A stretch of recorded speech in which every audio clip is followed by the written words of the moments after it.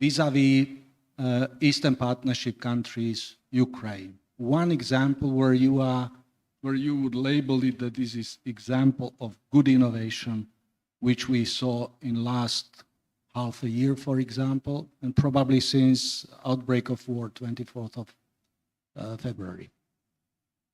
Thank you, Pavel.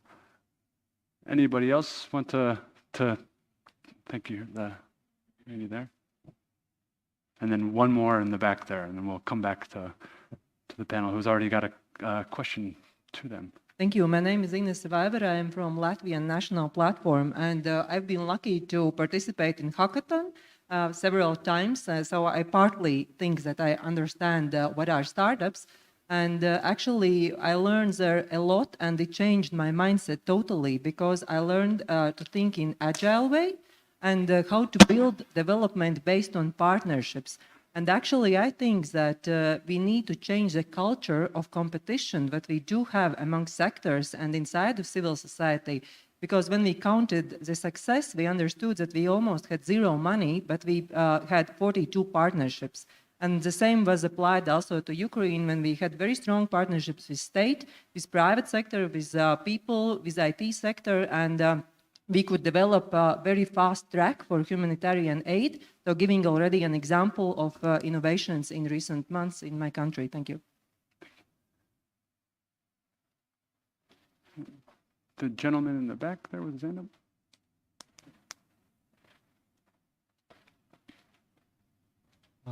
Hi, I'm Jakub from Slovak Agency from here. Just some comments about, well, in 2007, there was this M-Pesa innovation financed by British DFID, but also implemented or invented by Vodafone CSR team. And it was like 15 years ago, but it was like one of the greatest, I guess, contributions of ODA to innovation, like technical innovation, helping billions, or let's say millions of unbanked people, or potentially billions.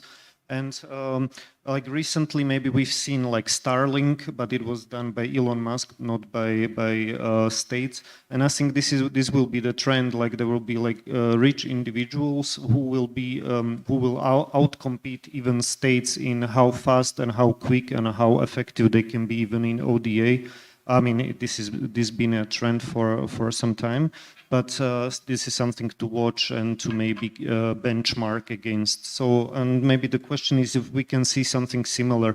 And regarding telemedicine, I think thanks to COVID, we've seen progress in telemedicine because and remote work and these kind of trends. So, but telemedicine is quite related on or dependent on state regulations. So also like business environment reform is maybe the term, but it's also de-bureaucratization or deregulation is important in helping innovations, also Web3 and these kind of things. Like.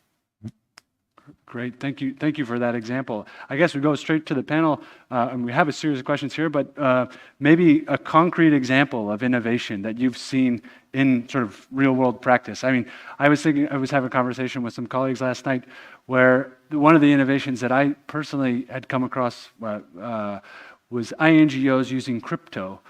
I mean, crypto is obviously suffering in the moment, but using crypto to try and basically get resources to grassroots NGOs on the ground that aren't able to access those resources any other way. That's an interesting innovation in terms of using modern technology to try and address a real world practical challenge. But I'd be curious to hear what other sort of, real world examples, as Pavel's asked here, from your experiences of what innovation looks like at a, kind of concrete level. Slavomir, you are an innovator, so I suppose. Yeah, I'm thinking about a ton of examples. It's, for example, that you have some funny stories in the world where you still like, today, how do you send, when you mention crypto and money transfer, how do you send money to your friends in, for example, Slovakia, Europe? So you need to take out the app, you need to scan a QR code. In Kenya, 15 years ago, SMS. So it really depends. So in multiple countries, it's tackled differently. Or Jakub mentioned the example of Elon Musk, but this was again a funny story. Like the guy put in his own money and he was sure the company is gonna fail at 90%. So we only see, let's say, the top 0.01% of innovators who make it. But nobody medializes the others who fail and tried and probably could have made it. But you know, the market is against you. In Slovakia, we have a funny mentality. So if somebody is successful, or even your friends point at you, oh, he was lucky or something like that. So it's also a funny culture. So I hope I answered the innovation question. For example, just to give you a concrete example, in Europe, EAC Accelerator does a great job. It filters out the most, companies who can have the biggest impact. And it's a great pool. Unfortunately, there is very little support for the companies at the beginning who start the journey. This is for the companies who are already at some stage. Thanks, Slavomir. I think we'll come back to your point there. What makes for success and for failure? And eventually we'll come back and talk about the conditions, because there's obviously good ideas that for whatever reason don't manage to achieve the same level of access or scale that other ideas that may not even be as good. And so we'll maybe come back to that. But Tanya, do you have some thoughts or some practical examples of innovation that you could highlight? Sure, thank you very much.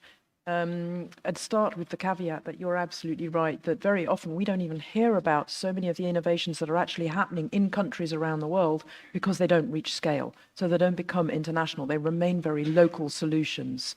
That doesn't mean they're any less good than any other solution. It just means they don't, flourish in the same way. And we can, as you say, come back to why they may not be able to flourish. To give concrete examples, I'm actually in the very lucky position to be on the jury of the King Baudouin Foundation in Belgium. And they have what they call an Africa Prize that they give every couple of years to African innovators. It can be a social enterprise, it can be an NGO, but it's almost always a smallish scale affair when it comes to the attention of the King Baudouin Foundation. And so just to cite a few examples that we've come across in this very last year, I mean, we had hundreds of applications for this prize. But one of the ones that I personally went to see was a very small company that was making sanitary towels for ladies out of banana leaves. So it's reusing, recycling waste in the community that they have a lot of, and to turn them into something that's very practical and very low cost. Because, of course, as you probably know, this was in Uganda. Sorry, I forgot to mention that very important point. But in Uganda, there's a huge level of poverty, especially in communities. So this was just one example. There was another example from Tanzania where they were making solar-powered batteries for hearing aids. And it was the first time, to our knowledge at least, that this had happened in Tanzania. And so there's just one example after another of these small-scale innovations which are trying to solve social problems. I mean, deafness is a really huge problem in actual fact that we don't even think about too much, but it really can be very excluding for people.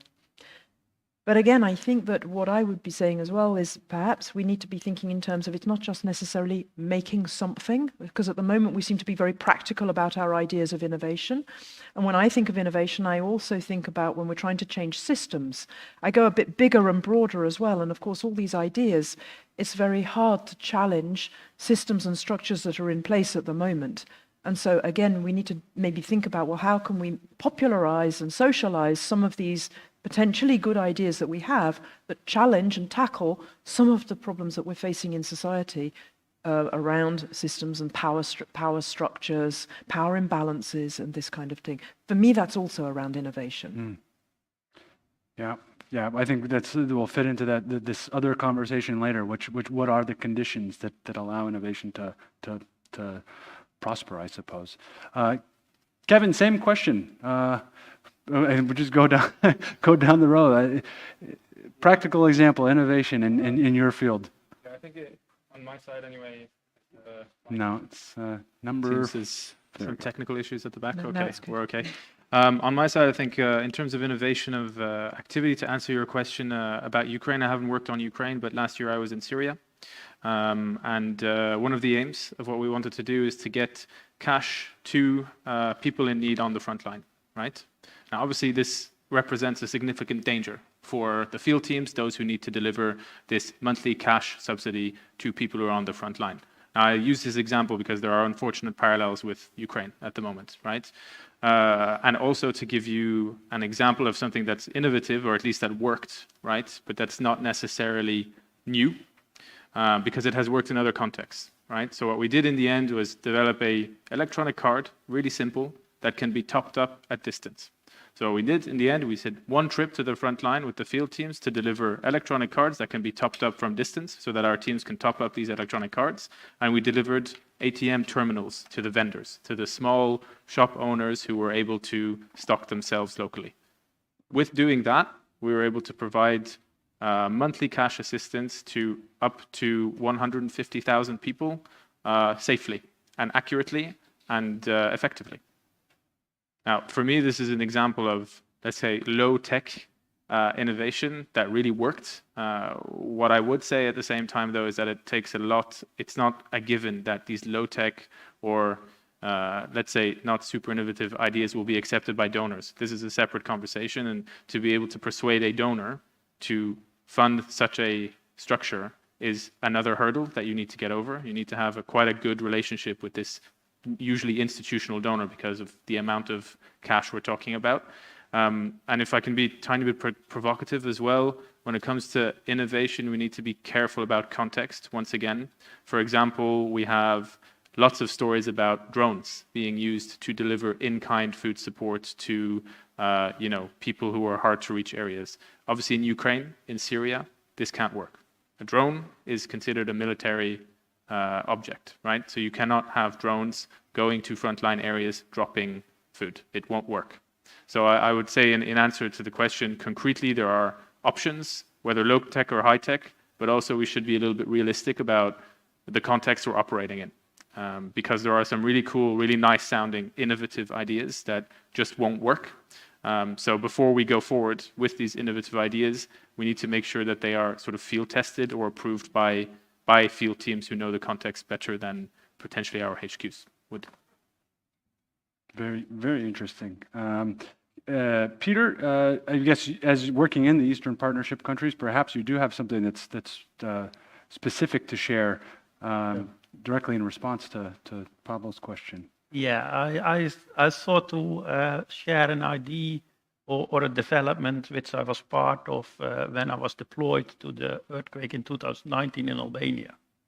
I was there as a team leader of the European Civil Protection Mechanism, and we were, on behalf of the Civil Protection Mechanism, coordinating the international effort to support Albania in this situation.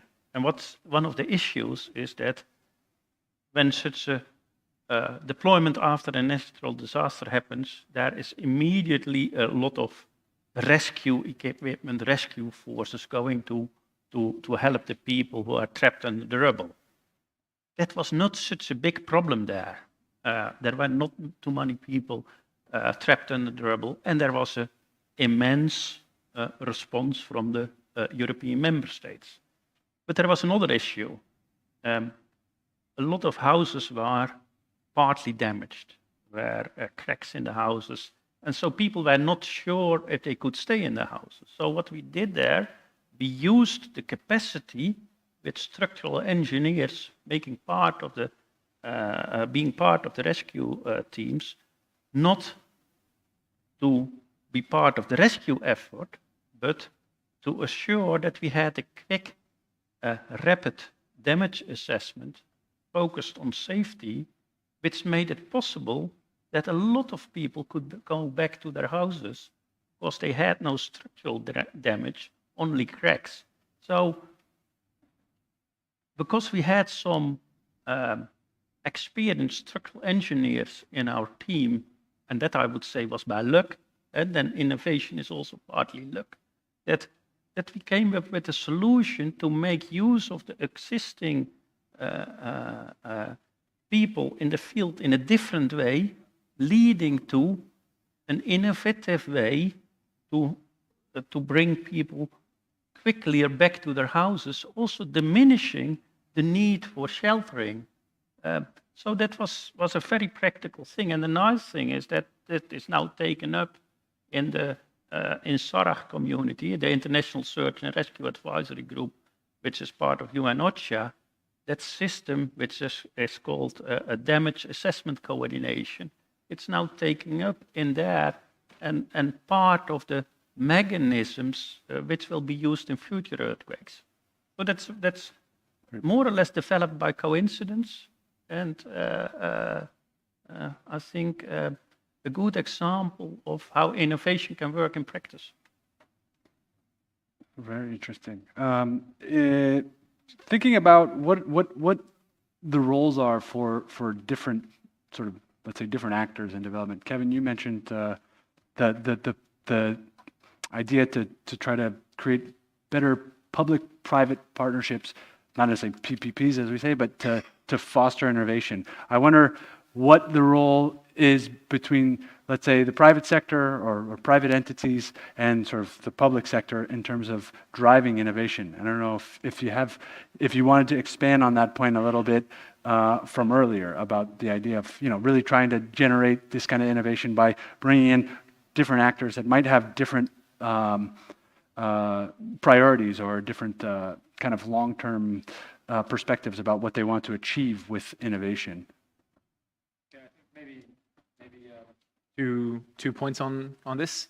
First of all, when it comes to what benefit potentially private donors could have compared to public ones is honestly the flexibility, the openness to new ideas. From what I've seen in terms of the institutional donors, as I'm sure a lot of you are aware, they tend to move in packs.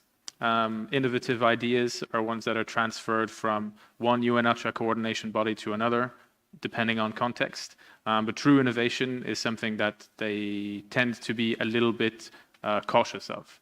I'm not saying that it's not possible. I have seen, as I just mentioned in the previous example, that innovation is possible to do with large institutional donors, but at the same time, it requires a large degree of trust. It also requires you to be one of the main recognized humanitarian or development actors in the zone. So if you are a new, smaller actor, or if you are trying to field test something with a new donor, this is difficult from an institutional donor. When I say institutional, I mean state, or I mean one of the big four, EU, DFID, or FCDO now, and US donors.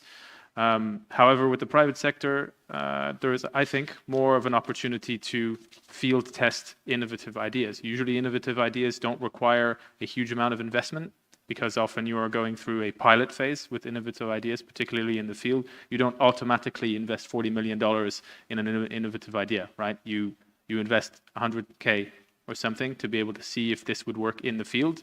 And then after that, once you can prove it works, you can approach institutional donors who can give you that 40 million that you need, right?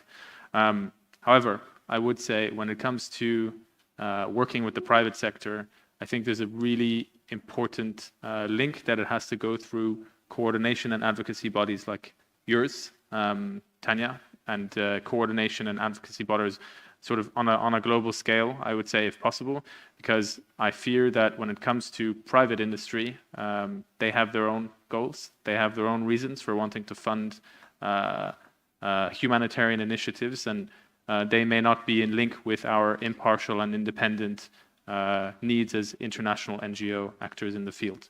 I have seen examples of this not working properly when private institutions arrive offering funding to organizations working on the ground. If these organizations are not necessarily the largest, most independent ones, they can be pressured into, let's say, aligning themselves with the business interests of private industry.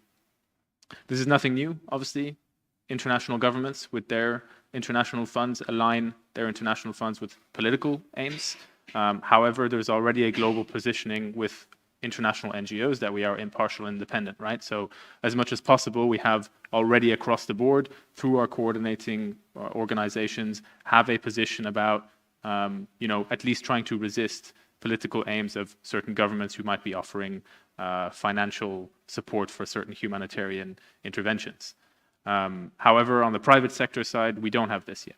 So my perspective anyway is that before we can start looking at innovative public-private structures, before we can start looking at private institutions really getting involved in development and humanitarian endeavors, we need to have our coordinating institutions, i.e. the institutions we are all members of who advocate on our behalf, to be able to set a standard and to be able to induct the private sector into what it means to provide humanitarian aid. Because, I mean, I'm not blaming the private sector, but it is an industry that often, they are not familiar with. So knowing that there are limits or boundaries to what can be asked of implementing organizations is extremely important.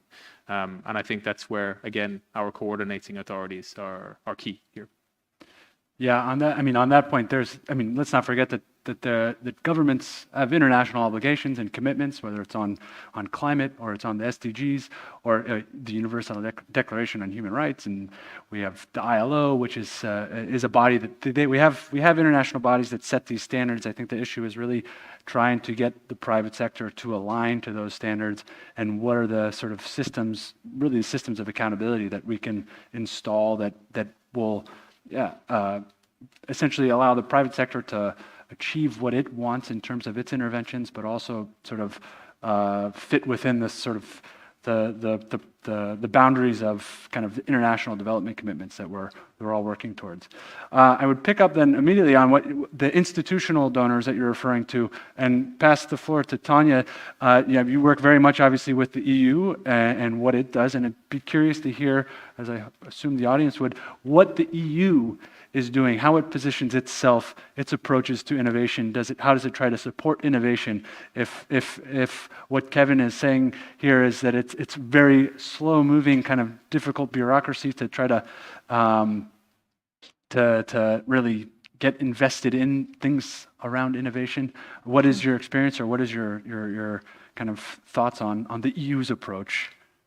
Thank you, Matt. I hope you don't mind if I first pick up on something else Sure. that you said just before me. It's a conversation we're having That's here. great, thank you. We have a tendency to always think there's a bit of a competition going on between the various different actors. There's a competition for money, so that's between NGOs, there's a competition between NGOs and the private sector, and we all have this slightly hesitant approach towards each other.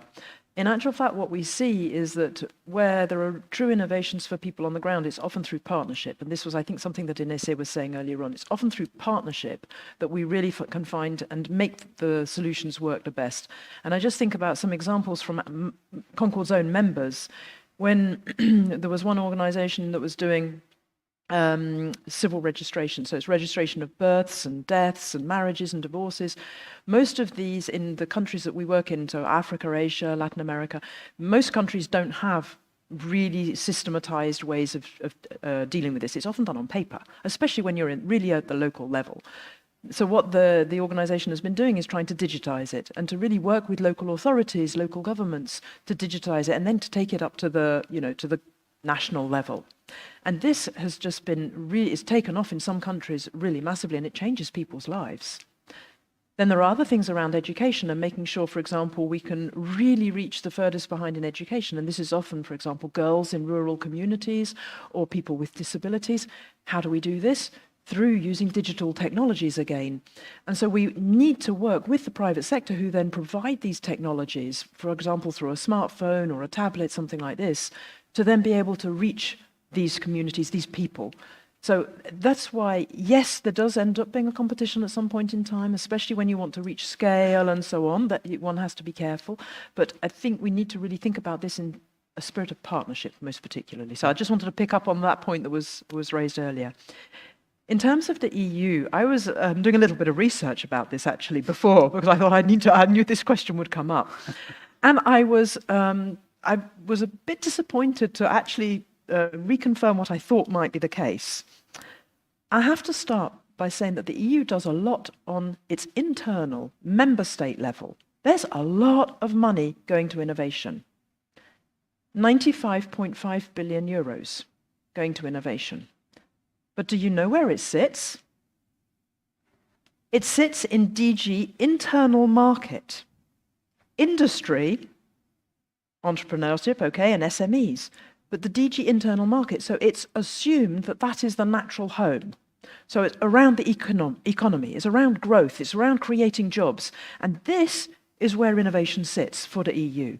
So I was not that surprised, unfortunately, but it sort of reconfirmed, what I know about the EU. Not to say that it hasn't done great things. It has. It has this whole Horizon project, for example. But again, it's EU internal. And when I was looking then to try to find out, well, what does the EU do from an external perspective? So, for example, to support innovation in Africa or Asia, Latin America, etc., it was a little bit harder to find this information. Well, where's the billions going to innovation elsewhere to support, local startups or whatever they may be elsewhere in the world? But I was very interested to read, and this is, for me at least, new, that they're beginning to think about this as one of the outcomes from the African Union, European Union summit that happened in February. They're going to be creating an innovation agenda between the two continents. It's all very new, so there's not actual concrete details to this. But again, what I was then maybe a little bit disappointed even to realize is that it's going to be linked to Erasmus+. I'm like, folks, this isn't innovation. If we want innovation, we need something that's really different, that really uses our imagination, our creativity, has ideas. And I think what we need to do with this, and this is where you were talking earlier on about scale, that we need to combine the innovation, the ideas, the creativity with access to finance. And very often, what's actually lacking, I think, for many of the startups, is this access to finance. And this is where donors are not generally, especially the institutional donors, not generally very able to support, because the amounts of money that one needs are smaller than the amounts available. If I look at the EU, it's often huge amounts of money that are on the table. If we look at the Global Gateway, for example, it's one of these new initiatives that they've just announced. We're talking really large sums of money, and that's not usable by a startup. It's not what they need. So again, we have this mismatch in a way between some of these institutional donors, at least, and the real needs for social entrepreneurs, for example. And this may be where some of the agencies like GIZ could be a bit more flexible, I think. That's actually a very good segue into asking Slavomir, as a startup innovator, the question of sort of trying to attract the right amount of finance, I suppose, and what kind of where do you look for this kind of finance? I mean, if the situation is that it's very difficult to access the funding that comes from institutional donors, is there ways to improve this? But what is your experience, I suppose, in trying to sort of fundraise as a innovator, but also then maybe to improve kind of improve the access to the types of funding that is available? So after today, I think I need to talk to Kevin how to get the 40 million.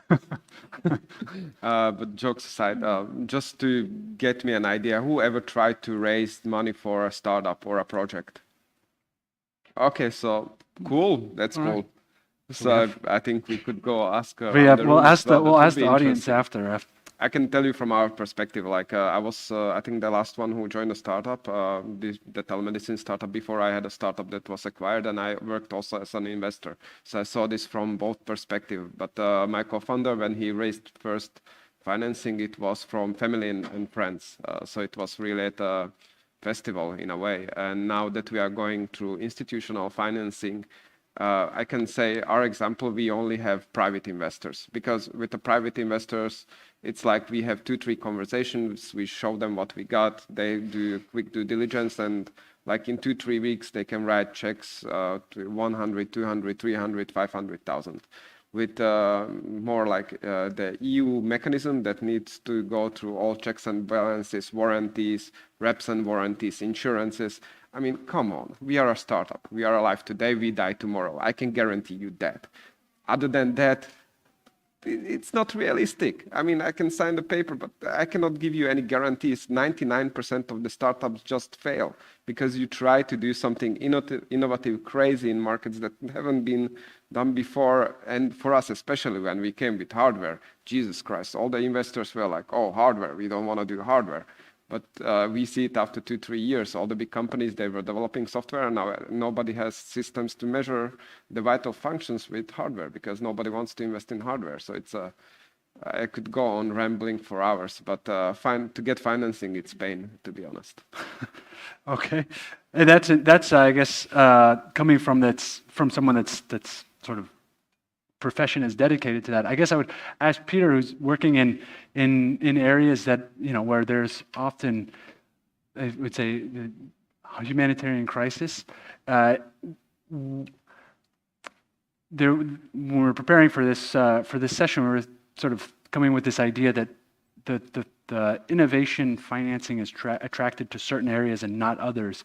Does that, I mean, how has that impacted the work that you're doing sort of at country level? Do you see any type of kind of, let's say, investment? Doesn't necessarily, I guess it doesn't necessarily have to be financial investment. We talked about that before. We're not only talking about finance, but that kind of investment in areas where perhaps innovation might be more difficult to sort of create the conditions for it to flourish. I mean, when you're in places that are, I don't know, in severe situations, I suppose, which you're used to working in, how do you allow innovation to take place in those places? I mean, you've given an example, but is there something? Yeah, I see now a difference between humanitarian aid and development cooperation that you also see in the EU finance.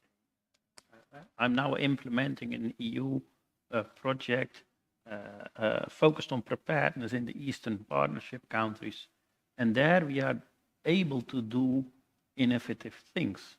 But then you talk about pilot projects. That's possible, but that's not possible with EU financing almost in humanitarian aid context. Because in a humanitarian aid context, it's about booking the results. You want to be, and I think that's part of the work of a government, of an EU institution. You want to be as effective as possible with the amount of money you spend, and that leads to that you have all kind of requirements of effectiveness which are proven, and that draws back innovation. But it's understandable, and I think that besides this, those initiatives from companies, from smaller NGOs, directly from, I would say from the public, what you see now in the Ukraine crisis, are very useful because they can, if they are effective, they can be a next time used, and a next time used in it. But when you look into development cooperation, then we are able to do pilots. We are now, for example, in Armenia, busy with a pilot to establish volunteer groups, which will be then used when there is a disaster, when there is a crisis situation. Also there we have the problem that pilot is not difficult to do, but getting from that pilot, it's almost like an innovative idea, getting from that pilot to volunteerism in the whole country, having more volunteer stations, having more places where volunteer. That's the difficult thing. And yeah, if you have the solution for that, that's the winning thing. Tanya, I see you want to come in on this? Yeah, that's perfectly fine. Follow on from what you were saying, in the sense that there are a number of different elements. It's not just, for example, the amount of money, the quantity of money that might be available. It's all the restrictions that go together with institutional funding. For example, and I do understand it because, like you were saying, we need to be accountable for what we're spending, and especially governments and EU institutions, they need to be accountable because this is considered to be taxpayers' money. So it's not that I don't understand. However, if you need to provide a receipt for every taxi you've taken in the back of Beyond, or every small meal that you had in the back of Beyond where people don't even really have paper and pen and know how to write and all the rest of it, it's really very limiting for you. And so one of the things that some of our colleagues are beginning to talk about is trust-based funding. And trust-based funding is something that is being taken up more and more by philanthropy organizations, in actual fact. It's still quite new, it's still exploratory, but the EU, and I think many of the EU governments, are really very far away from thinking even about trust-based funding. And yet this is actually what one needs, because you can't be sure of the results that you will get. You, as you were just saying, you can't be sure that you will be able to justify every single sort of penny or centime of expenditure that you have. And that's also a way of creating a partnership between different players, different actors who are trying to contribute to solving social issues. Yeah, I wonder what role there is actually for philanthropy organizations who typically are much more sort of direct, I would say, in terms of the requirements, and so perhaps it's an area to look for in terms of fundraising for innovation. I want to I was asked to try and finish by 12:45 along with the original schedule, but we started a bit late. So I want to give the floor to people in the audience if they want to come in on anything that you've heard so far, present something that we haven't heard. The floor is open. Otherwise, we have a sort of last round that we can go through, talking about kind of the conditions and the requirements to have successful innovations. But is there nobody that wants? We have one, two. This gentleman in the back here, the back row. Yeah. Please introduce yourself. Hello, Jan Wenzel from Venro, the German platform. I'm very happy with coming to this topic at the end of the discussion, getting to this whole effectiveness debate. And I think that is something really interesting and perhaps a limiting factor that we are having in the system. And actually, what I have heard around the trust-based funding or value-based funding, also yesterday we were talking about core fundings for CSOs. I think that is something that really makes the way open to new innovations and new ways of developing things. What I still wanted to add in referring to funding is some examples really related to this topic of the crisis in Ukraine. I do think that money is actually there and we are not lifting it up. For example, last week I was on a conference where they were talking about where did funds come for raising money for Ukraine aid. So there was one example from the gaming sector. Perhaps some of you might know a game called Fortnite, where you can buy certain items. And they had, for 1 week, they sold this item for help for Ukraine. And they lifted 144 million euros in 1 week. So just in comparison to what we heard today in the morning, what the EU was lifting in 3 months, there you can see what the gaming factor can lift up for money. And there is still much more on this side. So we can look at the innovation level, there's still some space to go.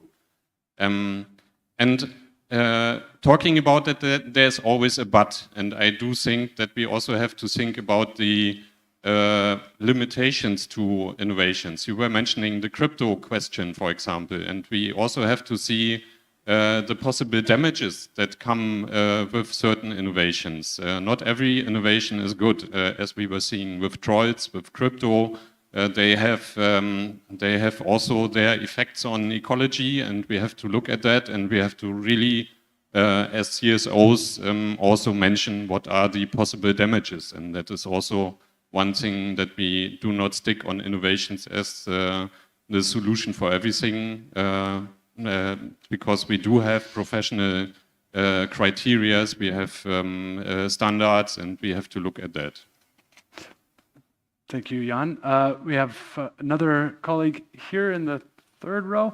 And yeah, just the point, I mean, I think startups are no strangers to sort of crowdfunding, as you're mentioning. I mean, this is a different context, obviously, in terms of the individual giving, but indeed, I think startups, that's where a lot of them are sort of generating some of their resources is through these crowdfunding kind of operations online and so on.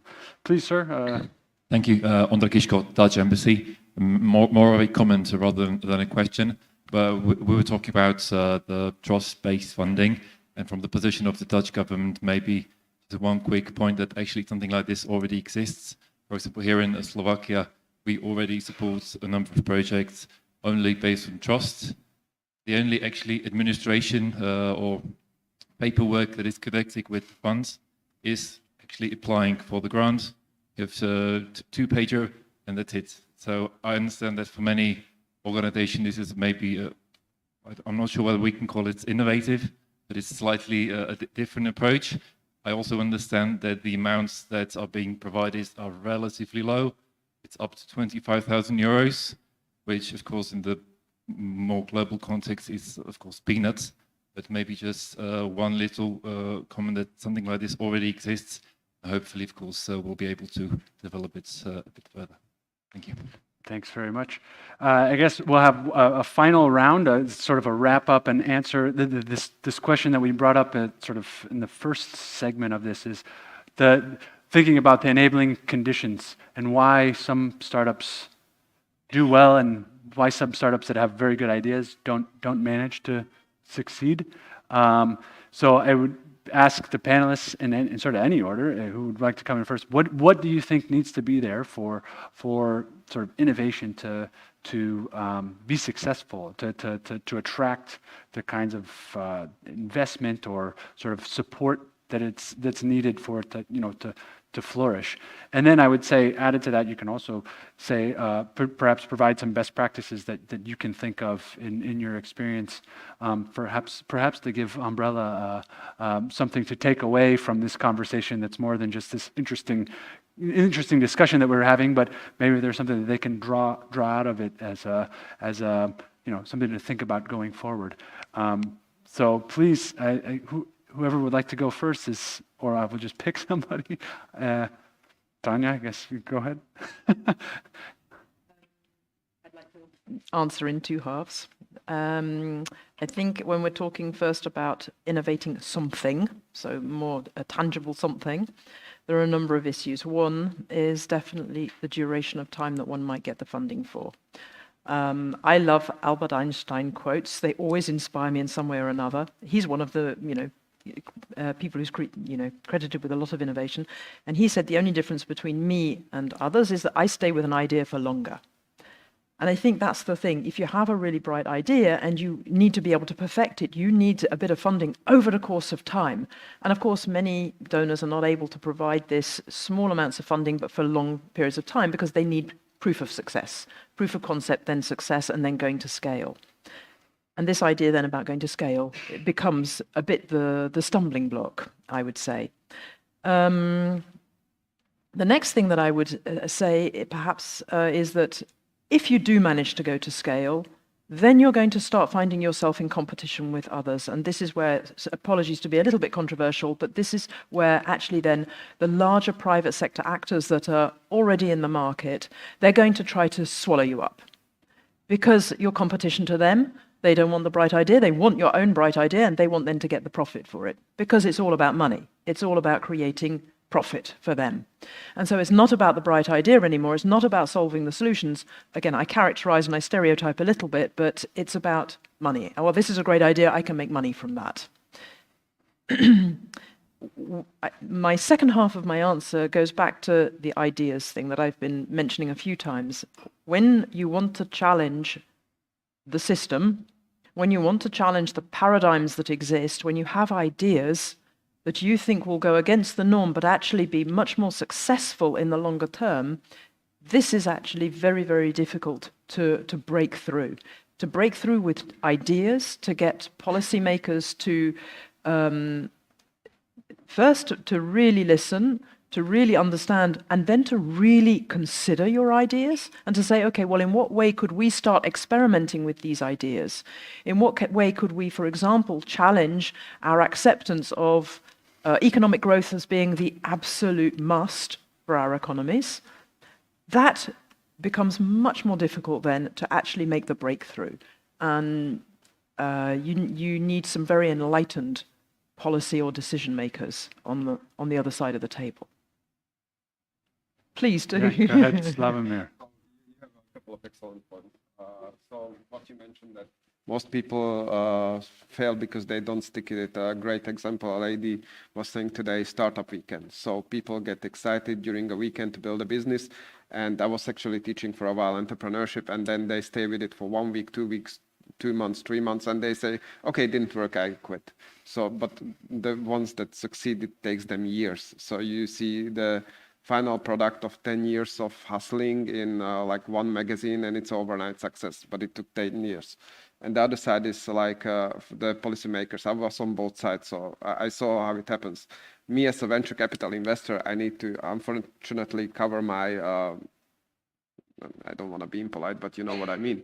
So basically, I need to look from a risk perspective. How can I justify to the taxpayers, if any control comes, that I spend this money on a startup that this fails? So I need to be really protective about the money of the citizens. On the other hand, the startups don't have enough time to wait 2-3 months until the funding arrives. So it's a clash of two worlds. Like the administrators need to basically protect themselves, because if something happens, the EU control governments, they will come in and they will ask questions, which is legitimate. I completely agree. On the other side, you have entrepreneurs who need the money fast and who need to innovate, take risks. So it's, I think that these two worlds, it's difficult to align them into one. And I think this is the challenge of innovation funding. It's interesting. I think the two things to pick up for me from that is that sort of the need for perseverance, and I think if there's donors in the room that are thinking about innovation, that there is a need to sort of be in it for a long haul and to really persevere through perhaps sort of a little bit of uncertainty. And then that's linked to the question of risk, where I think we hear a lot, at least in sort of the development cooperation context, in trying to engage the private sector. And that's in that sort of discussion, the sort of not primary purpose, but one of the main purposes of sort of public money is to sort of offset the risk of sort of private sector in doing kind of development intervention. So it's interesting to hear the sort of, what sounds like a little bit of a difference in terms of the approach to risk from, let's say, institutional donors in these two kind of areas. Kevin, Peter, do you want to have any sort of last words about sort of conditions for innovation, best practices that you can speak to? Another angle of it, and that is localization. What we have developed, I think, is rather good systems worldwide. But what I see, if I come in different countries, I do now a project in the Eastern Partnership, but a solution in Armenia doesn't work in Georgia or doesn't work in Moldova. So to have better results, you also need very much to look at the specific local condition and specific local thing. Of course, you need those kind of, I would say, more technological innovation and also those large-scale innovation. But a lot of innovation is, for me, also to be able to have the tools and also in your instruments, the flexibility to be able to adapt to the specific situation in a country. That's for me also being innovative, that you are flexible enough to use that localization agenda, to be able to do the things which are fitting in the country. And then I also can come back on Ukraine. I think one of our struggles in Ukraine is that we were not used to this large-scale crisis in a country like Ukraine. So a lot of the instruments we have are, of course, not built for Ukraine, and they are maybe too much codified that we are not flexible enough to quickly change to the changing conditions. And that's for me also innovation. Yeah, that's actually funny. Well, not funny. It's interesting that one of the first things I thought about when we sort of just started discussing this panel in terms of innovation and cooperation is, and if you speak to, I think, local authorities, municipal governments, they will say decentralized cooperation, and that the importance of decentralized cooperation to address exactly the specific context and where you're operating. So that was one of the things I thought about when I thought about innovation in general. But Kevin, last word to you. Okay. Well, just to quickly react to what Peter was saying, I think in terms of having the systems in place to react to a crisis the scale of Ukraine. I mean, we have seen crises previously that have a similarity in scale. There have been tools that have been developed in those contexts. So what I think is super important for us to keep in mind here, both at a donor level and an implementer level, is that we have to pool our knowledge, right? And for the moment, this is unfortunately one of the things we're worst at in the NGO community, is pooling knowledge for several reasons. But it does mean that in practice, what happens is there are tools available in Syria and Yemen that could be applied to Ukraine, which are not being applied. So just a quick comment on that. Secondly, what I think is useful when we're talking about the environment for innovation now, since we have donors in the room, if you'll allow me, and since we have implementing partners in the room as well, what I think is key is twofold. So core funding for localization. I mean, let's take localization seriously, right? Donors at the institutional level, they talk about localization a lot, but the actual investment and the openness that they have to real localization, i.e. empowering local organizations who are often the ones who are best positioned to be coming up with innovative, and when I talk about innovative, I mean not necessarily high tech, but ones that work, right? Ideas that work. They are the best placed, not us as international actors. Our advantage is scale. We can come into an area and implement at scale. But innovation, I think, is best left to local actors with support from international actors where necessary. Moving on, in the interim, because this is not going to happen in anytime soon, I can tell you, in the interim, what I would suggest to donors who may be here and outwards is that when we are providing, when we are sending through proposals of projects we want to implement, I understand the pressures that donors are under in order to be able to answer the needs on their side from governments and funding institutions on their side. However, an openness and a flexibility to allowing INGOs, for example, to include within large-scale projects smaller, innovative components, small funding within a larger project that we could call pilot activities, and for institutional donors to be more open to this, I think is an interim measure to be able to deal somehow with this gap in trust that we're seeing at the local level from institutional donors. So I would urge donors in this room and more generally to have this flexibility, because I think within the framework of international cooperation, this is possible in an interim stage before we move on to a stage of trusting local partners with innovation. Thanks, Kevin, for those closing remarks, and I think that we'll end on that. I hope we haven't delayed you too long. Enough food for thought to fill your stomachs until lunchtime, which I guess will start now.